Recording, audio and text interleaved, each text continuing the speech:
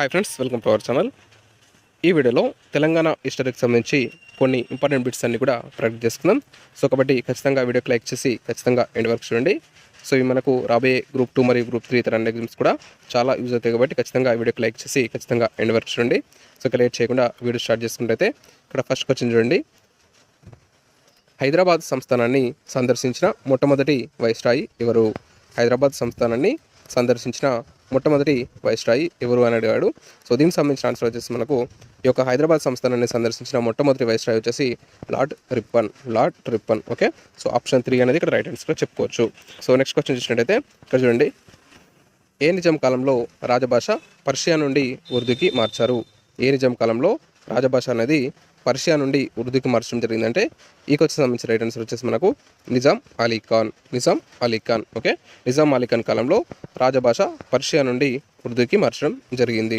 Okay, next third question చూసినట్టయితే తబ్లిక్ ఉద్యమం దేనికి సంబంధించినది? తబ్లిక్ ఉద్యమం అనేది దేనికి సంబంధించింది అని అడిగాడు. సో దీనికి సంబంధించిన ఆన్సర్ వచ్చేసి మనకు మత మార్పిడులకు సంబంధించిందే ఈ యొక్క తబ్లిక్ ఉద్యమం. సో కాబట్టి ఆన్సర్ ఏమవుతుంది ఇక్కడ ఆప్షన్ 1 అనేది రైట్ ఆన్సర్గా చెప్పుకోవచ్చు. Okay, so next fourth question చూసినట్టయితే ఇక్కడ చూడండి. జితపరచం ఇచ్చాడు, పాత పేర్లు ఇచ్చాడు, కొత్త పేర్లు ఇచ్చాడు. సో అదేంటో చూసినట్టయితే ఇక్కడ చూడండి. ఫస్ట్ ఇలగందుల. సో ఇలగందుల అనేది ఇక్కడ మనకు పూర్వనామం. అయితే ఇక్కడ మనకు ప్రస్తుత నామం ఏంటిది? ఇలగందుల యొక్క ప్రస్తుత పేరు ఏంటిదంటే కరీంనగర్. ఓకే, సో ఆప్షన్ 4 అనేది A4. ఇక్కడ మనకు నెక్స్ట్ పాలమూరు. సో ఇక్కడ పాలమూరు యొక్క ప్రస్తుత నేమ్ ఏంటి? పాలమూరు అంటే Mahabubnagar. Okay, so next Induru యొక్క ప్రస్తుత నామం ఏంటి? ఇందూరు అనేది పూర్వనామం. సో ఇందూరు యొక్క ప్రస్తుత పేరు ఏంటిదంటే నిజామాబాద్ అనేది ఇక్కడ రైట్ ఆన్సర్గా చెప్పుకోవచ్చు. సో నిజామాబాద్ యొక్క పూర్వనామం ఇందూరు. ఓకే, సో నెక్స్ట్ మెతుకు దుర్గం అని పూర్వం ఏ జిల్లాను పిలిచేవారమంటే మెదక్ యొక్క పూర్వనామే ఈ యొక్క మెతుకు దుర్గం. ఓకే, సో ఇక్కడ ఏమవుతుంది answer? A4, B3, C2, D1. So option 2 అనేది ఇక్కడ మనకు రైట్ ఆన్సర్గా చెప్పుకోవచ్చు. Option 2. Okay, so next question చూసినట్టయితే ముల్కీ ఉద్యమ పితామహుడు అని ఎవరిని పేర్కొంటారు? ముల్కీ ఉద్యమ పితామహుడు అని ఎవరిని పేర్కొనడం జరుగుతుందంటే ఇక్కడ ఈ క్వశ్చన్ సంబంధించిన రైట్ ఆన్సర్ వచ్చేసి మహారాజా కిషన్ ప్రసాద్.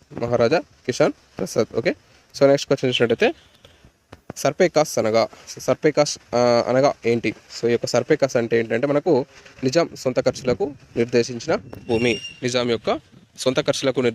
భూమినే సర్పే కాస్ట్ అని అనడం జరుగుతుంది. ఓకేనా, ఇక్కడ ఆన్సర్ ఏమవుతుంది? ఆప్షన్ 3 అనేది right answer. Okay, so next question చూసినట్టయితే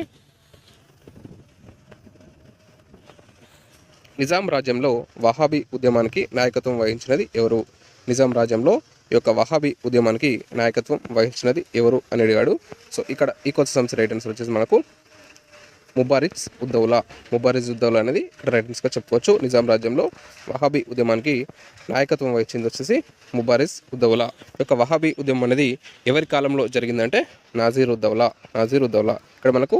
ఇక్కడ ఉద్యమానికి నాయకత్వం వహించింది అడిగాడు కాబట్టి సో ఇక్కడ చూసినట్టయితే మనకు ఆన్సర్ అనేది ఆప్షన్ 1 అనేది రైట్ ఆన్సర్గా చెప్పుకోవచ్చు, Mubarik Uddaula. Okay, so next question చూసినట్టయితే సిపాయిల తిరుగుబాటు సమయంలో హైదరాబాద్లోని బ్రిటిష్ రెసిడెంట్పై దాడి చేసినది ఎవరు? సిపాయిల తిరుగుబాటు సమయంలో హైదరాబాద్లోని బ్రిటిష్ రెసిడెంట్పై దాడి చేసినది ఎవరు అంటే ఇక్కడ ఈ కొత్త సంవత్సరం రైట్ ఆన్సర్ వచ్చేసి మనకు తుర్రే బాజ్ ఖాన్ అనేది ఇక్కడ మనకు రైట్ ఆన్సర్గా చెప్పుకోవచ్చు. ఆప్షన్ 4 అనేది right answer. Okay, so next question చూసినట్టయితే నిజాం రాజ్యంలో మొత్తం 14 సంస్థానాల్లో పెద్దది ఏది? మనకు నిజాం రాజ్యంలో మొత్తం ఎన్ని సంస్థానాలు? 14. సో ఇందులో పెద్దది ఏది? పెద్ద సంస్థానం ఏదంటే గద్వాల సంస్థానం. ఆప్షన్ 1 అనేది ఇక్కడ రైట్ ఆన్సర్గా చెప్పుకోవచ్చు. ఓకేనా, సో నెక్స్ట్ క్వశ్చన్ చూసినట్టయితే ఇక్కడ చూడండి. మిజోన్ పత్రిక స్థాపకుడు ఎవరు? ఇక్కడ మనకు స్థాపకుడు అడిగాడు, గుర్తుపెట్టుకోండి. ఇక్కడ గులాం మహమ్మద్ అనేది ఇక్కడ రైట్ ఆన్సర్గా చెప్పుకోవచ్చు. మిజోన్ పత్రిక యొక్క స్థాపకుడు వచ్చేసి గులాం మహమ్మద్. దీన్ని మనకు తెలుగులోకి అనువదించింది వచ్చేసి అడవి బాపిరాజు. ఓకే, ఆప్షన్ 1 అనేది ఇక్కడ రైట్ ఆన్సర్గా చెప్పుకోవచ్చు. సో నెక్స్ట్ క్వశ్చన్ చూసినట్టయితే ఎవరిని గ్రంథాలయ ఉద్యమ పితామహుడిగా పేర్కొంటారు? గ్రంథాలయ ఉద్యమ పితామహుడిగా ఎవరిని పేర్కొనడం జరుగుతుందంటే ఇక్కడ ఈ క్వశ్చన్ రైట్ ఆన్సర్ వచ్చేసి మనకు గెస్ చేయండి. కుమారరాజు లక్ష్మణరావు. కుమారరాజు లక్ష్మణరావుని మనం గ్రంథాలయ ఉద్యమ పితామహుడిగా పేర్కొనడం జరుగుతుంది. ఆప్షన్ 4 అనేది right answer. Okay, so next చూసినట్టయితే జతపరుషుని ఇచ్చాడు. సో ఇక్కడ చూసినట్టయితే గ్రంథాలయాలు ఒక పక్కన, అదేవిధంగా వాటిని స్థాపించిన సంవత్సరాలు ఒక పక్కన ఇచ్చాడు. సో అదేంటో చూసినట్టయితే ఇక్కడ చూడండి. ఇక్కడ చూసినట్టయితే శ్రీ కృష్ణదేవరాయ ఆంధ్ర భాషా నిలయం, శ్రీ కృష్ణదేవరాయ ఆంధ్ర భాషా నిలయాన్ని స్థాపించిన సంవత్సరం వచ్చేసి మనకు 1901 1901. అదేవిధంగా రాజరాజ నరేంద్ర ఆంధ్ర భాషా నిలయం వచ్చేసి మనకు 1904 సంవత్సరంలో స్థాపించడం జరిగింది. ఓకేనా. ఆ తర్వాత ఆంధ్ర సంవర్ధిని గ్రంథాలయం ఎప్పుడు స్థాపించడం జరిగింది అంటే 1905లో స్థాపించడం జరిగింది. 1905. ఓకే, సో నెక్స్ట్ చూసినట్టయితే విజ్ఞాన చంద్రిక మండలిని స్థాపించిన సంవత్సరం వచ్చేసి 1906.